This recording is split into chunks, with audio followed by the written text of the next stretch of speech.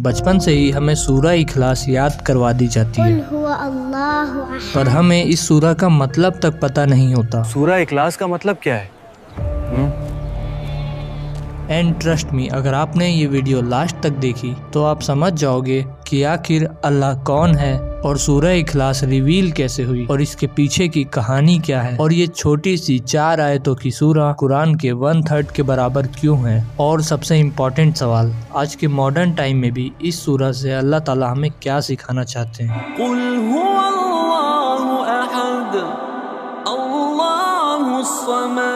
अब ये कहानी की स्टार्टिंग होती है मक्का के उस टाइम से जब लोगों के दिल अंधेरों से भरे हुए थे। हर गली हर बाजार में पत्थर के बुत सजाए हुए थे। काबा के आसपास चारों तरफ मूर्तियां ही मूर्तियां थी। हर कबीला अपने खुदा का मालिक था। कोई कह रहा था ये हमारे बारिश का देवता है, कोई कहता है ये हमारे परिवार का रखवाला है। ये हमारा बारिश का देवता है, देख कितना सुंदर है। हाँ, और ये हमारे परिवार का रखवाला है, हमेशा हमारी रक्षा करता है। यही था मक्का का माहौल, अंधविश्वास से भरा हुआ था। लोग उनसे दुआ मांगते थे, उनके सामने सजदा करते थे और समझते थे कि यही उनके रब हैं। अरे भाई, नया बुत आया है यमन से, देखो कितना सुंदर है, कांटे के पत्थर से बना हुआ, बिल्कुल जिंदा जैसा लगता है। वाह, सच में कमाल है। लाओ, इसके लिए चांदी के गहने और सोने की सजावट भी बना देते हैं, सबसे अलग दिखेगा। ऐसा था मक्का का माहौल जहाँ रिलीजन एक बिजनेस बन चुका था। मूर्तियाँ बनाना, बेचना, इबादत करना, सब एक पैसे कमाने का जरिया था। और इस पूरी डार्क सोसाइटी में एक ऐसी रोशनी थी जो सबसे अलग थी, मोहम्मद सल्लल्लाहु अलैहि वसल्लम। वो सच बोल रहे थे, लोगों को मूर्तियों से नहीं बल्कि अल्लाह से मिलवा रहे थे। उनका जो पैगाम था वो बहुत ही सिंपल था, एक अल्लाह के सिवा कोई इबादत के लायक नहीं है। लेकिन कुरैश के लोग हैरान रह गए कि आखिर एक अल्लाह का मतलब क्या होता है। आखिर ये कैसा खुदा है जिसे देखा नहीं जा सकता, जिसका कोई रंग नहीं, कोई शक्ल नहीं। आखिर ये कैसा खुदा है जिसे देखा भी नहीं जा सकता। उसका अल्लाह तो कोई दिखाई भी नहीं देता। ऐसे खुदा का क्या फायदा जो ना दिखे ना सुनाई देड़े। अरे मोहम्मद कहता है एक अल्लाह है, तो क्या हमारे लात, उज्जा, हुबल सब झूठे हैं? उनका जो दिमाग था ना, सिर्फ दुनिया के गॉड तक लिमिटेड था। वो समझते थे कि अगर कुछ दिखाई नहीं देता है तो वो हकीकत नहीं है। लेकिन नबी सल्लल्लाहु अलैहि वसल्लम एक ऐसे रब की दावत दे रहे थे जो ना आंखों से देखा जा सकता है, ना किसी सूरत में समझा जा सकता है। एक ऐसा रब जो सब कुछ देखता है लेकिन खुद किसी का मोहताज नहीं।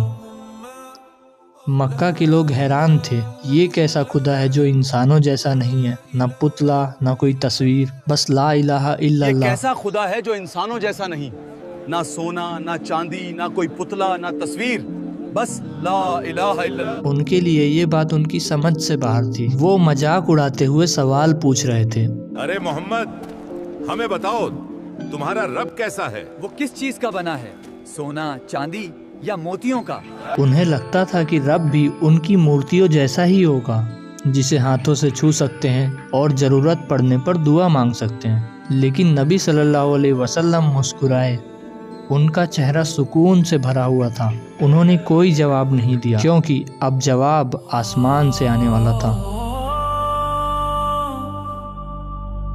और तब सूरह इखलास नाजिल हुई।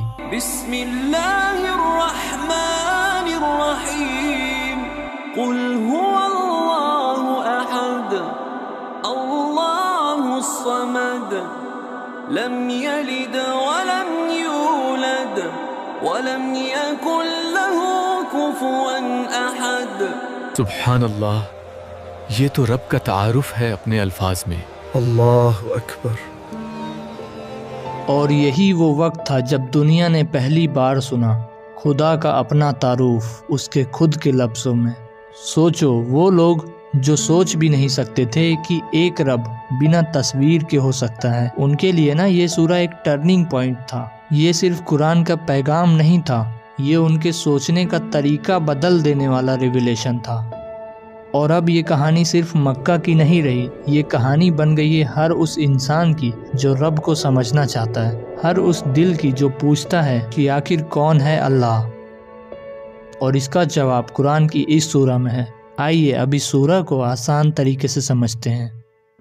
قل هو اللہ احد، یعنی کہہ دو کہ اللہ صرف ایک ہے، نہ اس کا کوئی پارٹنر ہے، نہ کوئی ایکول، نہ کوئی اس کے جیسا، نہ کوئی اس کے برابر ہے۔ اب سوچو ذرا، مکہ والوں کے لیے یہ بات سمجھنا کتنا مشکل تھا۔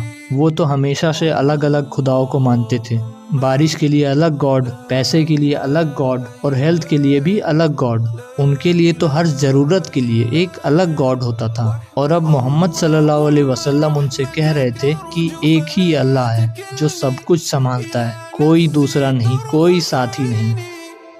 یہ میسج ان کے پورے سسٹم کے خلاف تھا، اسی لیے یہ صرف ایک لائن نہیں تھی، یہ ان کے سوچنے کا طریقہ بدل دینے والی بات تھی۔ اللہ الصمد، مطلب وہ ایٹرنل ہے، ایبسولوٹ ہے، یعنی اللہ ہی ہے وہ جس کے اوپر سب کچھ ڈیپینڈ کرتا ہے، لیکن وہ خود کسی پر ڈیپینڈ نہیں کرتا۔ وہ سب کچھ دیتا ہے لیکن کبھی مانگتا نہیں، وہ سب کو سنبھالتا ہے لیکن اسے کوئی سنبھالنے والا نہیں ہے۔ اب سمپل ورڈز میں سمجھو، ہم جیسے ایک دوسرے پر ڈیپینڈ کرتے ہیں نا، جیسے انسان، ہوا، پانی، کھانا، ٹائم، ایموشن، سب ایک دوسرے پر ڈیپینڈ کرتے ہیں، چاہے وہ سب سے پاورفل انسان ہی کیوں نہ ہو، اس کی زندگی کسی نہ کسی چیز پر بیسڈ ہی ہوتی ہے۔ لیکن اللہ سبحانہ و تعالیٰ وہ سب سے الگ ہے، نہ اسے کسی چیز کی ضرورت ہے، نہ وہ کسی کا محتاج ہے، اسی لیے اسے الصمد کہا گیا ہے۔ وہ بالکل بے نیاز ہے، سب کچھ اسی سے چل رہا ہے لیکن وہ خود کسی سے نہیں چل رہا۔ اور تھرڈ آیت میں اللہ تعالیٰ کہتے ہیں نا، لم یلد ولم یولد، یہ آیت صرف قریش کے لیے نہیں تھی، یہ ہر جنریشن کے لیے ہے، ان کے لیے بھی جو آج بھی کہتے ہیں God came as a human, God has a son. تو اللہ نے اس ایک لائن میں کہہ دیا کہ میں کسی سے پیدا نہیں ہوا اور کوئی مجھ سے پیدا نہیں ہوا۔ اللہ تو وہ ہے جو ہمیشہ تھا اور ہمیشہ رہے گا۔ یہ آیتیں انسان کی سوچ بدل گئی، سب کو سمجھ میں آ گیا کہ رب کوئی انسان نہیں ہے، اس کا کوئی خاندان نہیں، وہ صرف رب ہے، بے حد، بے مثال اور بالکل سب سے الگ۔ اب جو یہ لاسٹ آیت کہتی ہے نا، ولم یکن لہ کفوا احد، There is no one equal to him، کوئی اس کے برابر نہیں، کوئی اس کا مقابلہ نہیں، کوئی اس کی مثال نہیں۔ اب یہ سورہ ہر اس انسان سے کہتی ہے تمہارا رب ان سب سے الگ ہے جن کے پیچھے تم بھاگتے ہو، اس رب کے جیسا پورے جہان میں کوئی بھی نہیں۔ اب ذرا سوچ کے دیکھو، ایک سورہ جس میں صرف 4 آیتیں ہیں، انہی 4 آیتوں میں ہے قرآن کا مین میسج، کیونکہ نبی صلی اللہ علیہ وسلم نے فرمایا سورہ اخلاص equal to 1/3 آف دا قرآن۔ لیکن اب سوال یہ ہے کہ آخر کیوں یہ قرآن کے 1/3 کے برابر ہے؟ تو وہ اسی لیے نا کیونکہ قرآن کے 3 میجر تھیمز ہیں۔ پہلا توحید یعنی ونس آف گاڈ، اور دوسرا رسالت یعنی پروفیٹ ہوڈ، تیسرا آخرت یعنی آفٹر لائف۔ تو سورہ اخلاص جو ہے نا وہ پورا پہلا تھیم ڈیفائن کرتی ہے، توحید۔ تو اب اس کا مطلب یہ نہیں ہے کہ ہم باقی قرآن کو پڑھے ہی نہ، بلکہ اس کا مطلب یہ ہے کہ ہمیں اس سورہ اخلاص کو پڑھنے پر قرآن کے 1/3 برابر برکتیں ملیں گی۔ اب سورہ اخلاص میں اللہ تعالیٰ اپنا خود تعارف کرا رہے ہیں کہ آخر میں کون ہوں، وہ نہیں جو انسان سمجھ رہا ہو، بلکہ رب خود کہہ رہا ہے میں ہی ہوں جو سب کچھ چلا رہا ہوں۔ اب یہ سورہ نا ان سب بلیف کا انکار کرتی ہے جو اللہ کو اس کی کریشن کے جیسا سمجھتے ہیں، نہ وہ کسی مورتی کے جیسا ہے، نہ وہ کسی شکل میں ہے، وہ صرف احد ہے، بس ایک اور صرف ایک۔ احد کا مطلب ہوتا ہے جو کبھی ڈیوائیڈ نہیں ہوتا، جو نہ 2 ہو سکتا ہے نہ حصوں میں بانٹا جا سکتا ہے۔ اب یہ سورہ ہمیں ایک ریئلٹی یاد دلاتی ہے کہ ہر ٹائم، ہر حالات میں ہم اسی پر ڈیپینڈ کرتے ہیں۔ جب ہم رو رہے ہوتے ہیں تو وہ سن رہا ہوتا ہے، جب ہم غم میں ہوتے ہیں تو وہ پاس ہوتا ہے، اور جب سب چھوڑ دیتے ہیں نا تو صرف وہی ہوتا ہے۔ یہ سورہ ہمیں یاد دلاتی ہے کہ جہاں دنیا میں سب کچھ بدلتا ہے وہاں رب کبھی نہیں بدلتا۔ یعنی کہو کہ اللہ ایک ہے، بس اتنا ہی کہہ دینا ہی ایمان ہے، اور یہی ریئلٹی ہے۔ سورہ اخلاص نے ہمیں بتایا کہ اللہ صرف ایک ہے، نہ اس کا کوئی پارٹنر نہ بھائی، سچ میں یہ سورہ اخلاص ہمیں سکھاتی ہے کہ صرف ایک ہی اللہ ہے۔ ہاں، اور وہی سب کچھ سنبھالتا ہے, ہمیں ہر حال میں ساتھ دیتا ہے. میں سوچا نہیں تھا کہ صرف 4 آیات اتنی بڑی بات بتا دیں گی. سچ میں آج کے ٹائم میں بھی یہ ہمیں ریمائنڈ کراتی ہیں کہ بھروسہ کیول اللہ پر ہونا چاہیے. Sometimes it feels like we have lost everything.